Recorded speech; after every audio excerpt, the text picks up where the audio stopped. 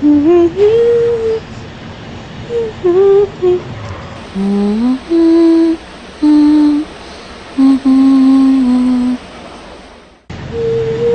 alam ko yung kantang yun.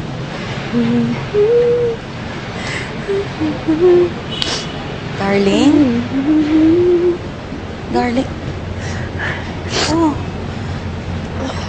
Bakit ka umiiyak? Manang Sari, wala po. Nagigilty lang ako sa nangyari kanina.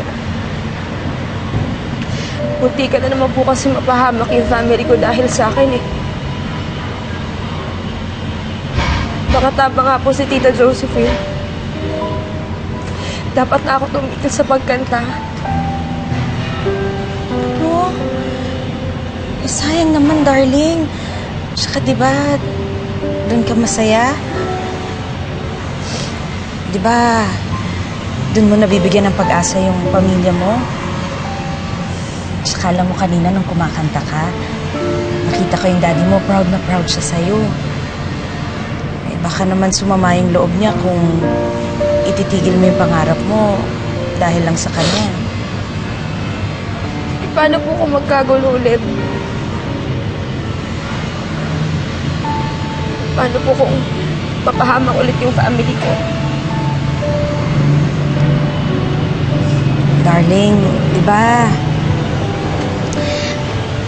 Maganda naman yung hangarin mo eh. Mabuti yung hangarin mo kaya papatnubayan ka ng Diyos.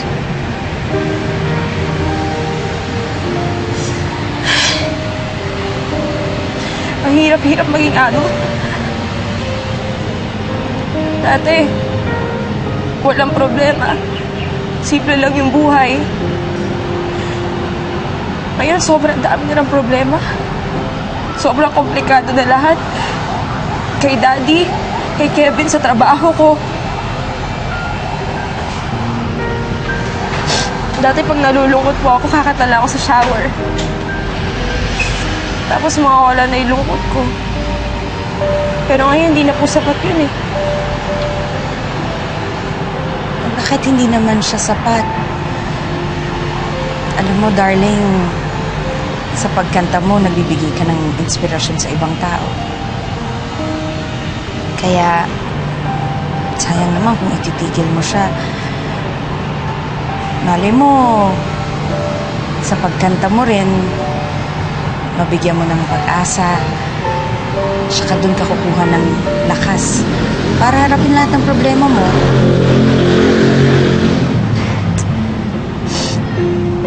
Gusto mo bang sabayan kita sa pagkanta?